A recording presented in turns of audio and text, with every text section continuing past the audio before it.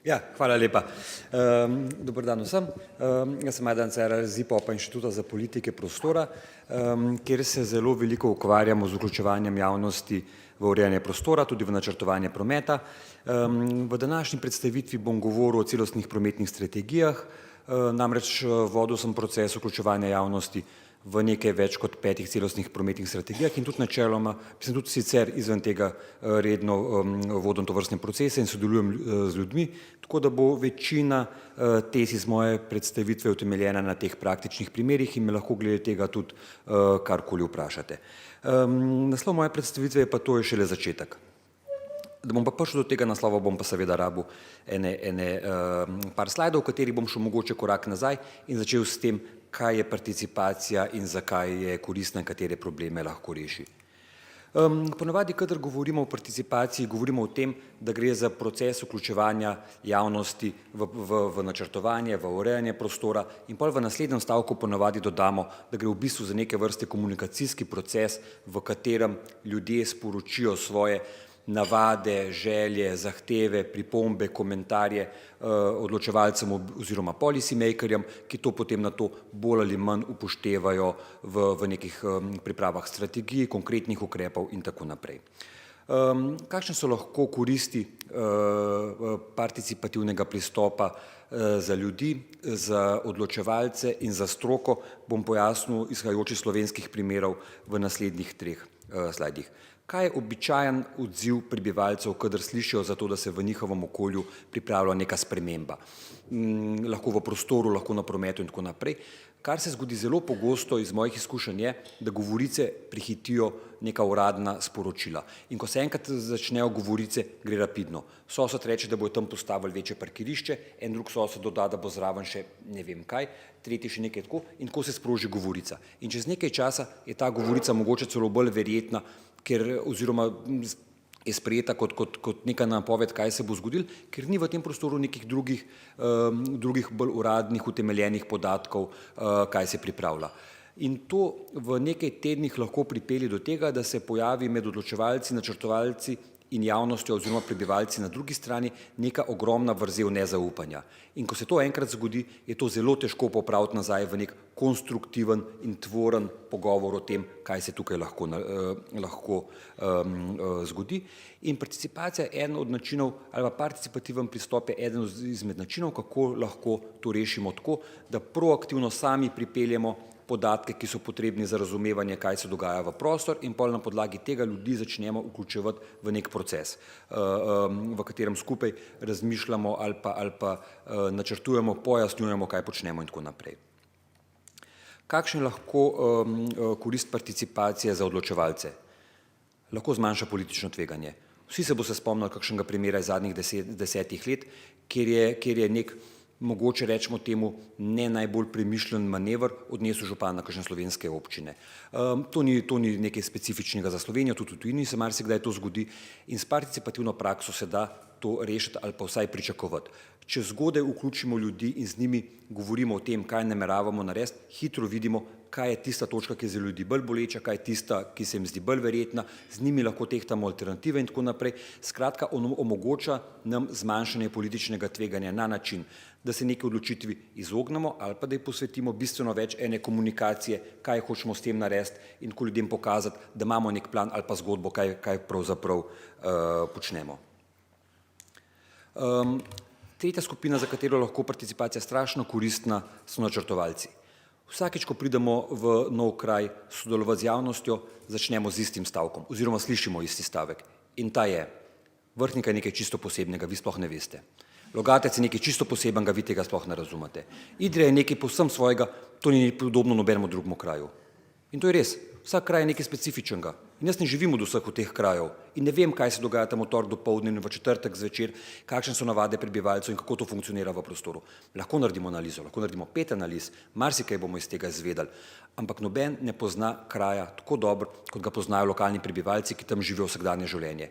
In še to, noben ne pozna svojih želja ali pa potreb ali pa zagat v tem kraju tako dobro kot tisti, ki tukaj živijo. In zaradi tega za nas načrtovalce to ne samo zelo dober vir podatkov, ampak tudi zelo poceni vir podatkov. Ne veste, kaj lahko vse zvemo v 2 urah pogovora z ljudmi o specifikah enega kraja, kar bi nam na nasprotni strani vzeli mogoče teden ali pa 2 enih analiz, ali pa vsaj par dni. Ne me narobe razumeti, to ne pomeni, da teh analiz ne naredimo, ampak še vedno hočemo slišati od ljudi, kaj je njihova percepcija težav. Zaradi tega, ker ljudje delujejo na podlagi svojih percepcij in te se mestoma mogoče malo oddaljijo od dejstev, ampak kakorkoli, to je napovednik njihovih reakcij in zato važno, da to vsi skupaj razumemo in nam lahko pomaga do bolj kvalitetnih rešitev. Enostavno, ker noben strokovnjak noče biti v časopisu na sliki zraven protestnikov, ki zoper njegovo odločitev protestirajo s tablami na ulici. To res nikakor ne koristi nekemu strokovnemu ugledu, ne.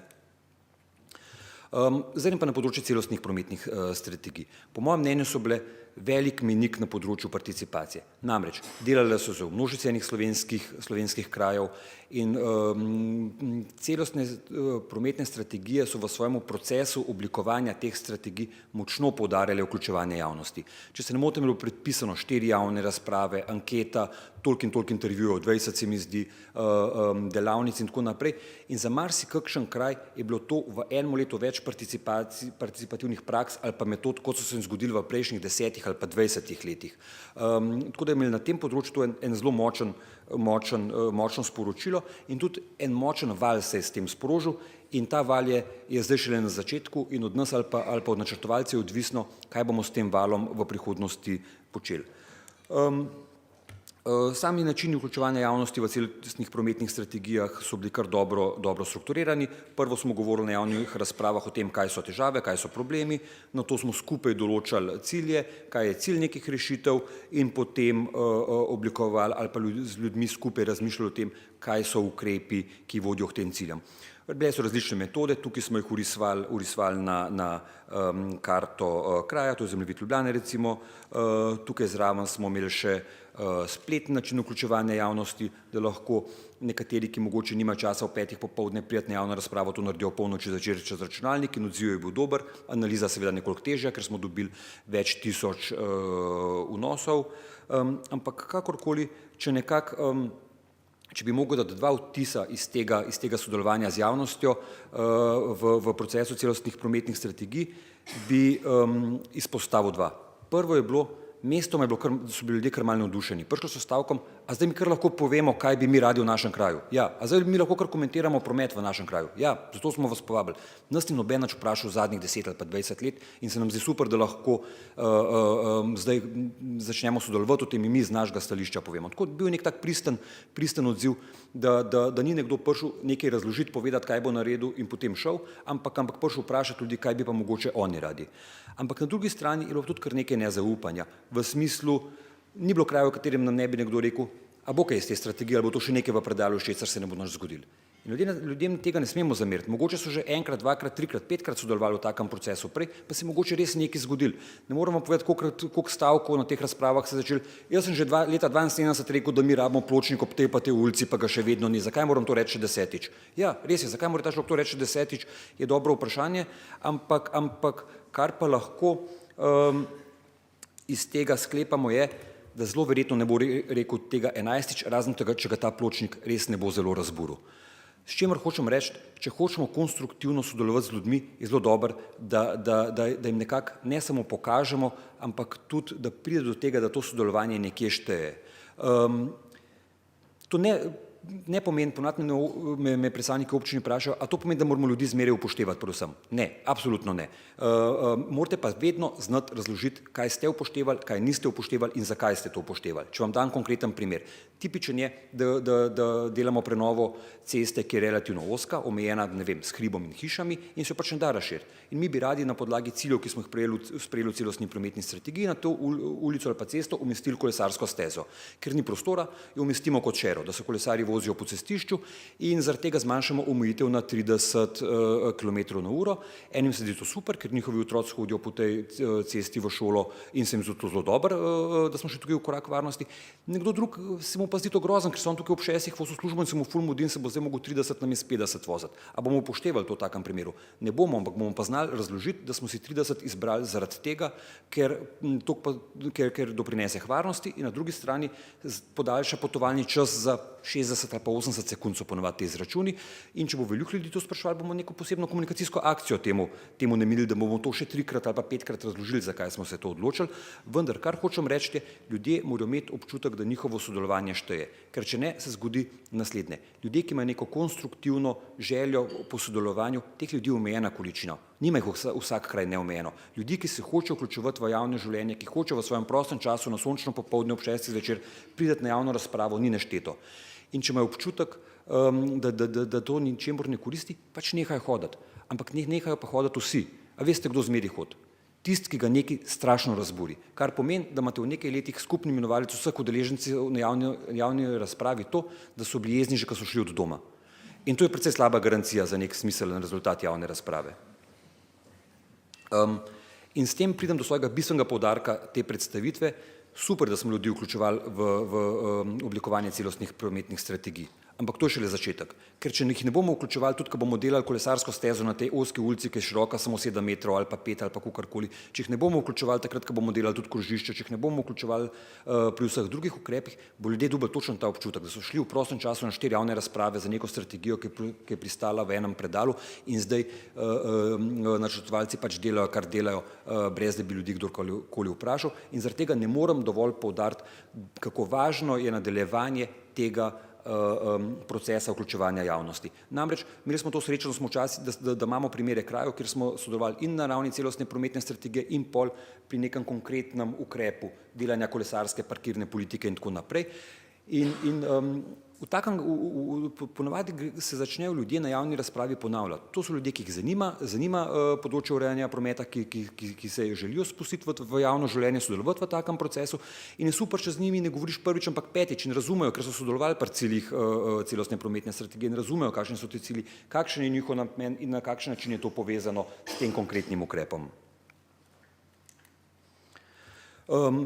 Namreč, če lahko izpostavim še tri koristi participacije, za konec tega mogoče malo bolj teoretičnega dela je, zmeri tehtamo med različnimi alternativami, med različnimi pristopi in tako naprej. In ful boljše, če to počnemo skupaj z ljudmi. Če ljudje v časopisu vidijo rešitev, oni ne vejo, da una rešitev, ki se njim zdi boljša, ni izvedljiva, ker je tam lastništvo zemljišča taka pa tako, ali pa je tam neka druga specifika. Če damo mi 5 alternativ, kar ponavadi naredimo na mizo in rečemo, lejte, to so alternative na ravni ciljev in to so alternative na ravni ukrepov, ta je nemogoč zaradi tega odsvetujemo zaradi tega, ta se nam zdi boljši, ta se nam zdi slabši. Ljudje razumejo nek kontekst, v katerem smo to oblikovali in so tudi veliko bolj verjetno posvojijo ta ukrep. Kaj pomeni, da ukrep posvojijo, vam bom povedal na primeru, ki mi ga je pred kratkim povedal redar iz ene slovenske občine. Sosedska se pravi parkirišči, v kateri so vsak teden prišli kazen deliti, pa se ni nikoli nič spremenili. Potem so imeli enkrat sestanek s prebivalci in so začeli skupaj gledati, kje mogoče oni lahko kdaj pač čez prste pogledajo, kje pa res ne morejo, ker gre šolska pot mimo in zaradi tega otroci na koncu hodijo po sredini ceste in so se skupaj z lokalci odločili, kakšen bo način nadzora, kje bojo bolj nadzirali, kje se bo pač malo tolerirali, kje pa ne in tako naprej. In rezultat je bil, da če so en teden lokalni prebivalci en drugemu rekli, da ne tam parkira, tam smo se zmenili, da meni parkira zaradi tega, ker otroci mimo hodijo in bo ta nadzor 5-krat boljši, kot to, da oni enkrat na teden pridejo kazni dati in so naredili veliko večji korak. To je bil mogoče banalen primer, ampak kar hočem reči je, da ukrepi, pri katerih so ljudje sodelovali, enostavno funkcionirajo veliko bolje kot tisti, ki se pač en dan znajdejo na terenu. Zdaj pa, koliko imam še časa? En praktičen primer imam, lahko predstavim, lahko pa ne vi mi povejte, kako mi gre. Predstavim primer parkirne politike iz Idrije. Parkirna politika je najtrši oreh za vključevanje javnosti. V vsaki javni razpravi, ne glede na temo, ima vsak človek mnenje o parkiranju in vsakega človeka zaboli, ko se začne pogovarjati o parkirišču pred njegovo hišo. Ljudje se zelo hitro odzovejo. Obstaja teoretik, ki pravi, da je vprašanje parkirišč zakoreninjeno v enem posebnem delu človeških možganov, ki pride iz pradobe in je zaradi tega odziv tako buren in emocionalen. Ne rečem, da se s tem soglašam, ampak res to pravi en teoretik. Zaradi tega temu področju zmeri posvetimo ekstra pozornost, hkrati nas pa tudi zelo veseli, ker je pač nekoliko večji izziv. In delali smo že na parih krajih to, zdaj bom pokazal primer iz Idrije. Zmeri je prvi stavek, tukaj se ne da nikjer parkirati, tukaj ni nobenega parkirišča, vi sploh ne veste, kako je tukaj hudo. In začnemo raziskovati in popišemo vsako parkirno mesto 10-krat na dan. Takole hodimo mem s tabelico vsakega parkirišča in klikamo, kater avto je bil tam parkiran in to naredimo vsako uro.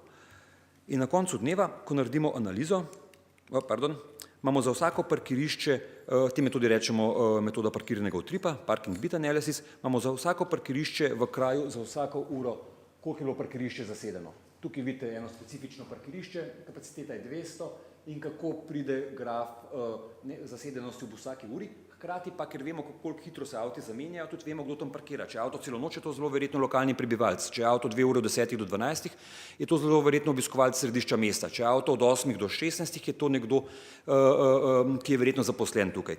In ponavadi, ali pa v konkretnem primeru, pa tak primer ni zelo osamljen, se pokaže, da v bistvu ta teza tukaj se nasploh ne da parkirati velja za eno kratko ulico v središču kraja, ponavadi zraven občine.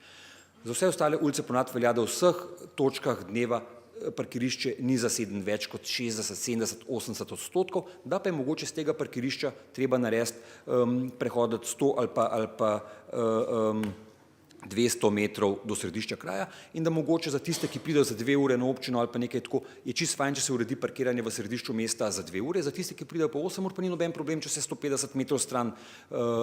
In to so nam pol vhodni podatki na eni strani, s katerimi ljudem pojasnimo, kaj se v kraju dogaja, kdo kje parkira in na drugi strani z ljudmi razmišljamo o tem, kakšni bi bili cilji njihove parkirne politike. A naredimo nove parkirišča, pa jih mogoče naredimo v središču kraja, pa to pomeni, da je treba žrtvovati en trg ali pa eno ulico, da mogoče samo spremenimo, kje se parkira, prilagodimo parkirni režim, ampak kar hočem tukaj poudariti, ne govorimo o ukrepih, izogibamo se na tej ulici, bomo naredili to, na tisti to, ampak samo kaj so cilji, kakšne so naše vrednote, kaj hočemo doseči.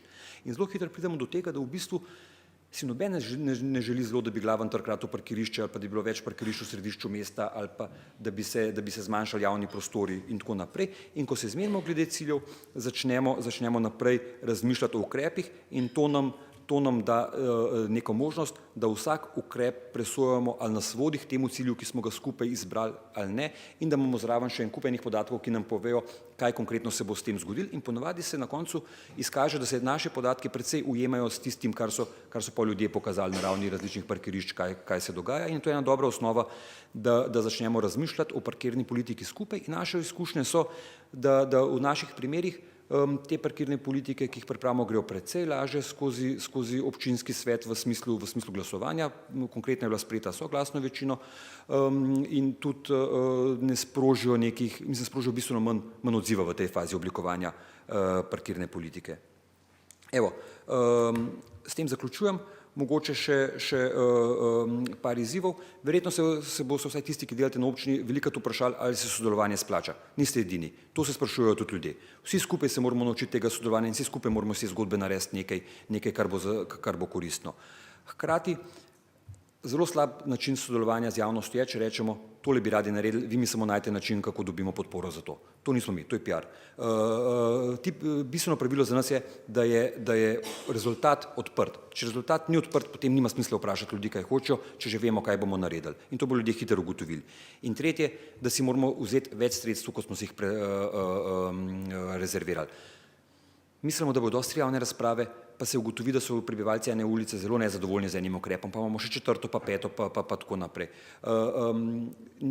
Sodelovanje javnosti nikoli ni čist linearno in predvidljivo. Zmeraj si treba vzeti več časa in nekoliko več sredstev, kot smo mislili, ker se verjetno bojo pojavili neki nekoliko nepredvidljivi primeri. Zdaj pa še sklepi.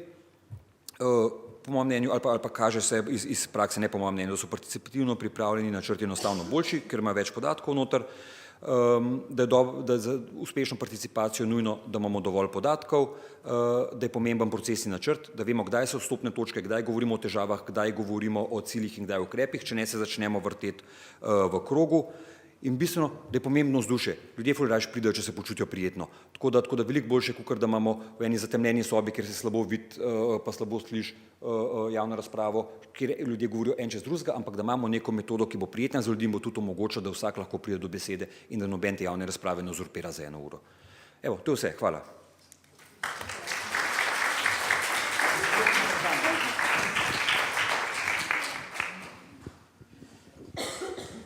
Ja, hvala za zelo živo predstavitev. Zdaj imamo nekaj kratkega časa na voljo za kakšno izmenjavo vprašanja, tako da če je kakšen interes, zelo hiter roke gor. Smo šli malo čez. Živijo Rok tukaj. Jaz bom dal eno anekdoto prej, pa bi mogoče hotel malo odgovora s tvoje strani glede na izkušnje. V New Yorku, preden je prišel avto, so imeli ogromno konj in so hoteli New York kot mesto širiti, ne, in je bilo ogromno gnoja, ne. In so rekli, bi še gradili, pa niso pustili graditi. In pol je prišla industrijska revolucija in so avtomobili in pol ni bilo več gnoja in so lahko gradili naprej, ne. In takrat so bili do določene mere pametni, ker so rekli, ne bomo šli zaradi tega, ker ta določena tehnologija ne dopušča, da gremo nekaj delati, zaradi tega, ker smo pa rekli, da bomo v tem programskem obdobju nekaj to naredili, zdaj pa moramo nekaj narediti za vsako ceno, zaradi tega, ker smo to napisali noter. Kolikrat se zgodi, da nekdo, v bistvu sploh občinari oziroma voljeni politiki delajo nekaj sem zaradi tega, ker so obljubljali, čeprav se pol prek analize pokaže, da mogoče bi bilo še počakati nekaj časa, pa še določene stvari res dodelati, koliko imaš ti izkušnje, da se da, da so določeni ljudje zreli na takih mestih, da to odložijo. Ker lahko to v končni meri pomeni, da lahko tudi stolček na naslednjih volitvah izgubijo, ampak jaz imam pač drugačne izkušnje, da bomo pa nekaj saj toliko, da se naredi, ne. Sem to. Ja, na srečo imamo s tem dobre izkušnje. No.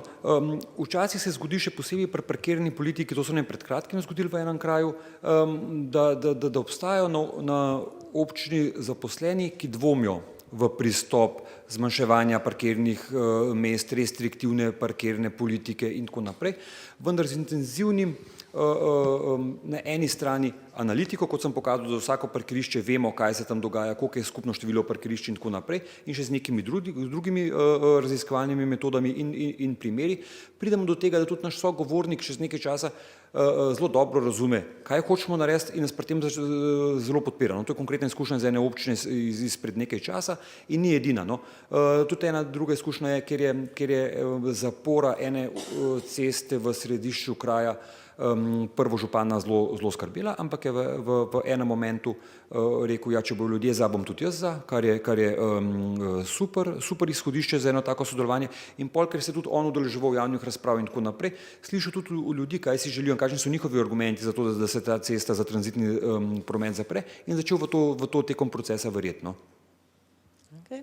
Hvala, zdaj imam pa jaz še povezano vprašanje, kako pa pridobite drugo stran, torej ljudi, ne? Kako lahko občina najde ljudi, kajti velikokrat je tako po mojih izkušnjah, da od začetka, ko so vse stvari še zelo odprte, ljudje še nimajo toliko interesa, potem, ko se pa stvar približuje neki končni odločitvi in se že več govori naokrog, kaj se dogaja, ja, takrat bi pa želeli sodelovati in takrat je potem že težje, ker so stvari že bolj določene. Tako da, kje jih najdete? Seveda, mislim, to je zmeri izhodišče, težje je povabiti ljudi v fazi načrtovanja kot kasneje, ampak tukaj zelo intenzivno delamo na tem, da je dovolj komunikacije, v manjših krajih so recimo lokalna glasila dober vir, tudi spletne strani ali pa družbena omrežja mestoma in pač komuniciramo, da se vabimo ljudi k sodelovanju, no.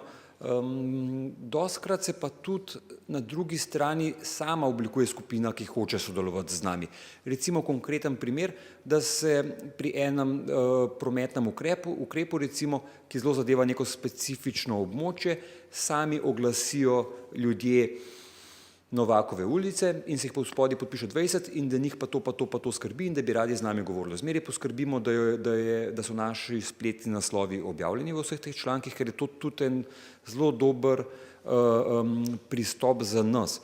Če se pojavi skupina iz nekega dela, ki ga en del skrbi, imamo veliko raje, da nam to sporoči in pol na podlagi tega organiziramo javno razpravo, ker na ta način mi že vemo, kaj to skupino skrbi in vemo, kaj od tega lahko upoštevamo in potem včasih spremenimo kakšno zadevo, včasih je to tudi čisto relevantna argumentacija, zakaj ne nekaj spremenimo, premislimo in spremenimo, včasih je pa naša dolžnost, da pojasnimo, zakaj ne bomo spremenili, ker imamo neke zelo tehtne razloge, ne. Tako da oboje se zgodi. Ok, super, hvala, še tole zadnje vprašanje tukaj. Katjuša Šavc Fokusa. Jaz imam pa vprašanje glede moderiranja teh javnih razprav, ker si predstavljam, da najbrž pride na te razprave tudi ljudje, ki vidijo rešitev recimo za svoje prometne zagate zgolj v nekih širitvah cest in podobno. Na kak način v bistvu moderira to debato, da morda ne pride na koncu do rešitve, da je cesta odgovor? No? Ja, imamo take primere in v bistvu ni posebna redkost, da je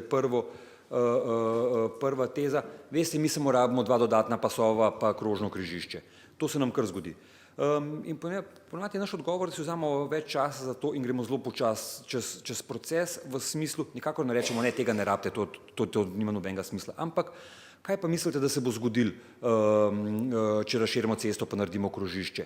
Ja, veliki trež bomo zjutraj v Ljubljani, ker vi sploh ne veste, mi se tukaj vključujemo 20 minut na Tržaško cesto. Ja, zakaj se poključujete toliko časa na Tržaško cesto? Zaradi tega, ker gre ful ljudi iz Logatca tukaj mimo v Ljubljano in je zaradi tega strašna gneča. No, iz Logatca gre recimo, zdaj bom malo si izmislil podatek, ampak ne velik, 20% ljudi zjutraj z vlakom v službo, v Ljubljano ostali pa z avtomobilom. Če vam mi tukaj razširimo cesto, a mislite, da bo še vedno šlo 20% ljudi z Logatca proti Ljubljani z vlakom, ali bo šlo mogoče 10 ali pa samo 5, pa bo zaradi tega tale vaša cesta isto polna, kot je zdaj, samo da bo imela en pas več, pa da bo šlo čez vaš kraj v eni uri, ne vem, 2000 vozil več in bo se mi zaradi tega malo več hrupa, pa malo več emisij pa tako naprej in pokažemo en kup primerov, kjer se je točno to zgodilo, se veva govoriva o generated pa induced traffic, ne, in da znam je to tudi neke negativne posledice za njihov kraj, da otroci, ki hodijo iz središča kraja čez točno to Tržaško v šolo, da bo prečkali namesto 2 pasova 4 pasove in da bo mogoče njihov interval čakanja namesto 30 sekund, 90 sekund ali pa ne vem kaj. In tako nekako pojasnjujemo, kaj se zna iz tega zgoditi. In v konkretnem primeru se v enem momentu nehali govoriti o širjenju Tržaški in novem krožnem križišču, kar ne pomeni, da vsi ljudje nehajo o tem govoriti, ampak dostikrat zgleda na začetku tega pogovora, da je tisti, ki je govoril o obvoznici, je ponavadi nek avtomobilist, zelo glasen, ki prvi vstane in je navajen javnega nastopanja, šautor mu reče v angleščini, če ima zraven še 2 šautorja, to v trenutku zgleda, da je to edino mnenje v sobi, ampak ko nekako začnemo o tem govoriti in se vzamemo dosti časa, čez nekaj časa nekdo stane pa reče, meni pa ne bi bilo všeč, da bi šlo tukaj 5000 avtov mimo, zato ko moj otrok hodi tukaj mimo v šolo. Pa en drug reče, ja, jaz hodim pa tle čez ne vem kam in mi tudi mogoče ne bi bilo všeč ob 3 pasovnici hoditi in tako naprej. Ne. Tako je načeloma ta tok tega pogovora. Je pa ta prvi stavek, mi tukaj rabimo samo eno obvoznico, pa bo vse v redu, kar pogosto začetek enega takega pogovora. Hvala, zdaj tema je res žmohna, ampak glede na časovnico bomo dali še tole priliko. Še kratko vprašanje.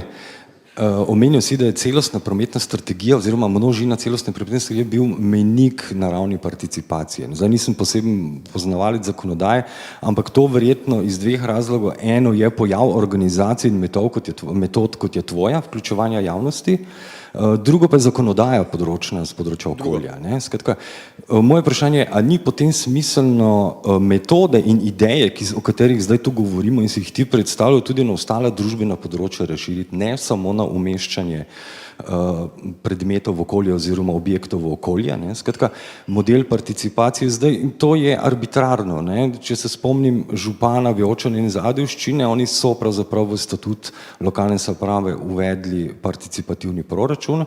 V Mariboru to se še ni zgodilo, obstajajo pa samoorganizirane četrtne skupnosti in zdaj smo bolj ali manj prepuščeni, če se ne tičemo okolja, ne?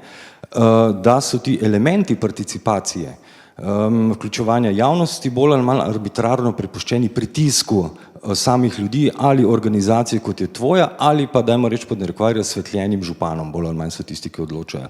Ali se tebi zdi smiselno po izkušnjah, ki jih že imate, ne, z področja okolja in pa izkušnj, kot si zdaj omenil, tudi za delavnic vključevanja javnosti, da bi se zakonsko in na kateri ravni, državni ali pa lokalni, pravzaprav ti elementi uvedli kot obvezni?